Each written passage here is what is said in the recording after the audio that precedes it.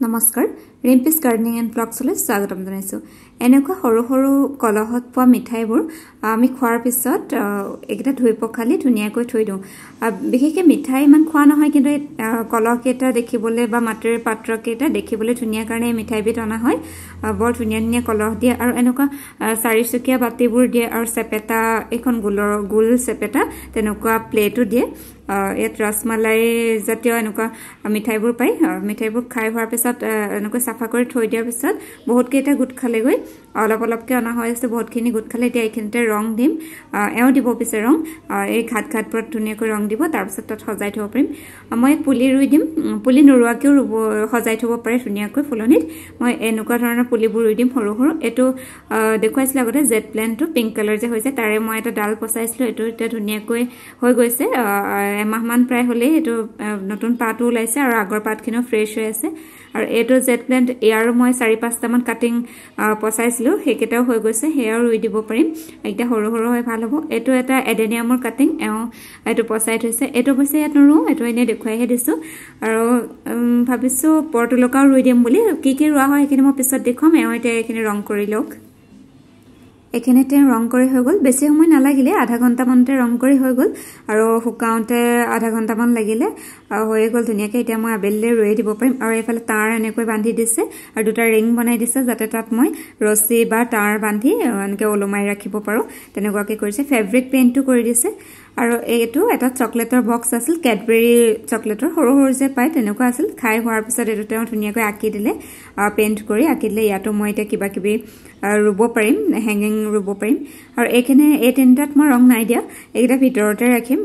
ইয়াতে মই দুবৰি বন ৰুই দিছো আৰু এটাত মানিমুনি আৰু টেঙেচি ৰুই দিছো এটা ইনে আৰু ৰুই থৈছো আৰু এখানে গোলাপৰ কেইটামান তা পানী থৈছো ভিতৰলে এখানে সাফা কৰিব লাগিব দুটামান মাটি দিব লাগিব ৰিপোৰ্ট কৰিব লাগিব বহুত ৰ'দ বাহিৰত সেইকাৰণে ভিতৰতে কৰি লওঁ এতিয়া তাপ কেটা সাফা সিকন কৰা হল ঘাঁহ বনবোৰ গালি অলপ ডালবোৰ কাটিবলগিয়াখিনি মাটি দিবলগিয়াখিনি মাটি দিলো বহুতখিনি লেতেৰা ওলালেখিনি আৰু বাহিৰত আৰু কেইটামান আছে হেগিটা দুদিনমান পিছতহে কৰিম একেলগতে গুটেইবোৰ নোৱাৰি এতিয়া আৰু বাকি থকাখিনিত মই ৰুই লম এটো চকলেটৰ বক্সটোত মই ৰুলো ষ্ট্ৰিং অফ পাৰ্লছ তো আমাৰ ঘৰত বৰ ধুনীয়া হয় আগতে যোনটো ৰুৱা হৈছিল হেঙ্গিঙত হেতু বৰ ধুনীয়া হৈছে ফুলিছে সৰু সৰুকে পিছত দেখুৱাম কোনবা দিন আৰু এটো এতিয়া এনেকৈ ৰুই দিছো আৰু ৰ'দটো বহুত পৰেছে সেইকাৰণে ভাল হয় আৰু একেটাত মই এতিয়া ৰুম হেকিটাত ৰুবৰ কাৰণে মই মাটি ৰেডি কৰি লম আৰু এখিনি প্লেট আছিল এখিনিটো মই মাটি দি থৈছো ইয়াত কি ৰুৱা হয় ৰুম আৰু পিছত মাটিখিনি মই ভৰাই থৈ দিছো এতিয়া মই এখিনি মাটি ভৰাই ৰুম এখিনি আছিল পৰ্টুলকা যত্তত হৈ আছিল যে কৈছিলো আগতে যত্তত এটা দুটা হৈ আছিল হেখিনি মই উঠাই পেলাই এই ট্ৰেখনত দিললো মানে পিছত ডাঙৰ হলে উঠাবলৈ দিগদাৰ হ'ব বুলি এখনত দিললো আৰু এখিনি ভিনকা মানে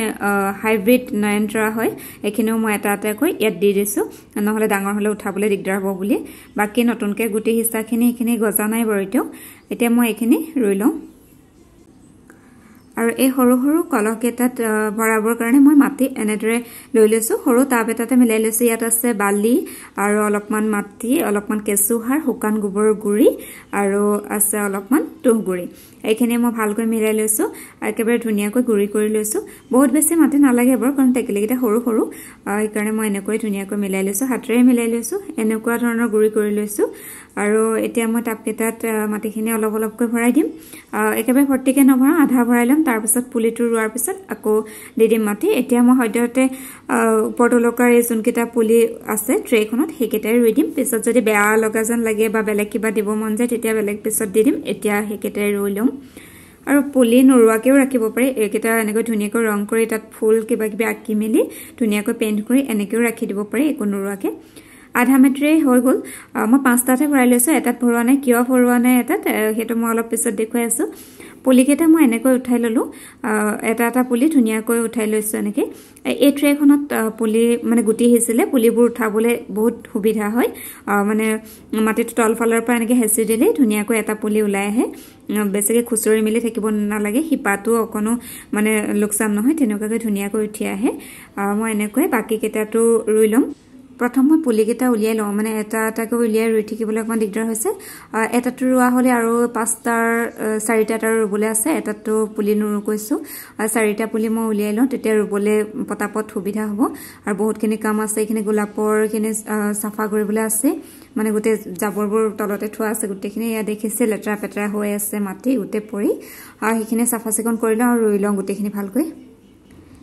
কালি গোটেইখিনি ৰুই মেলি হৈ গ'ল কালি আৰু সময় নহ'লগৈ আজৰি নাপালোগৈ গধূলি হৈ গ'লগৈ এতিয়া পিছদিনাখন এয়া দেখুৱাইছোঁ ষ্ট্ৰিং অফ পাৰ্লছটো চকলেট বক্সটোত ইয়াতে ৰাখিলোঁ নতুনকৈ বনোৱা ফুলনিখনৰ সেই ৱালত দিয়া ট্ৰেখনতে ৰাখি থৈছোঁ বাকী এইখিনিৰ পিছত ৰোৱা পিটনিয়াখিনিও গোটেইখিনি ফুলিলগৈ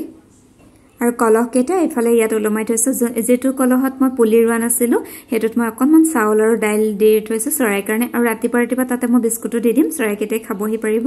আৰু বাকীখিনি তাঁৰেৰে দি এই চন্দন গছ পাতে এনেকৈ ওলমাই দিলোঁ তাঁৰৰ সলনি ৰছীও বান্ধি দিব পাৰে ৰং দি ধুনীয়াকৈ ৰছী বান্ধি দিব পাৰে তেতিয়াও ভাল দেখাব আৰু হাইব্ৰিড নয়নতৰা যে কৈছিলোঁ ভিনগাৰ পুলিখিনি যে ৰেডি কৰিছিলোঁ আৰু সেইখিনি মই এইকেইটাৰ পৰাই গুটি লৈছিলোঁ এইখিনি মই দেখুৱাইছিলোঁ আগতে টাবৰ পৰা মাটি লৈ দিছিলোঁ যেতিয়া নতুন ফুলনিখন এখন বনাইছিলোঁ তেতিয়া অৱশ্যে অলপ জলি গৈছিল মানে শুকাই গৈছিল এতিয়া আকৌ ভাল হ'লগৈ নতুনকৈ বহুতখিনি ফুল ওলাইছে নতুনকৈ পাত ওলাইছে থাল ঠেঙুলি বহুত ওলাইছে ইয়াৰ পৰাই বহুতখিনি পুলি মই পালোঁ এয়া তলতো এয়া পুলি হৈ আছে গুটিবোৰ সৰি পুলি হৈ গৈছে